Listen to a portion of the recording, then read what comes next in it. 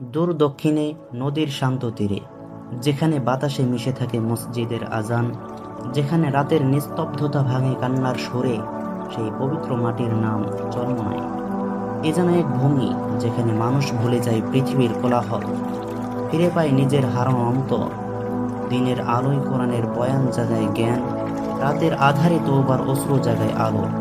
চরমনায় মাহফিলে কেবল মানুষ জড়ো হয় না, জড়ো হয় হৃদয়, জড়ো হয় আত্মা, জড়ো হয় ভালোবাসা। এখানে বয়ান হয় আল্লাহর মহিমা, এখানে শেখানো হয় বিনয়, সততা আর তাকওয়ার জীবন। যে মাঠে লাখো মানুষ একসাথে হাত তোলে আর এক কণ্ঠে বলে, হে আল্লাহ, আমরা ফিরে এসেছি তোমার দিকে। সেই দৃশ্য দেখলে মনে হয় এই মাটিতেই নেমে আসে রহমতের বৃষ্টি, এই আকাশেই জেগে ওঠে ইমানের নূর।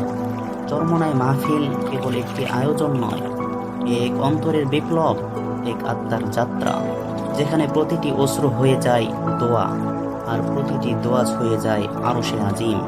তুমি যদি চাও তোমার জীবনের অন্ধকারে আলো জ্বালাতে, তুমি যদি চাও হৃদয়কে ফেরাতে রবের পথে, তবে একবার এসো, চরমনায় মাহফিলে এসো। এখানে মানুষ বদলে যায়, নতুন চোখে দেখে পৃথিবী, নতুন হৃদয়ে খুঁজে পায় আল্লাহর ভালোবাসা। চরমনাই মাহফিল, যেখানে মানুষ নয়, আত্মা ফিরে পায় তার সৃষ্টি।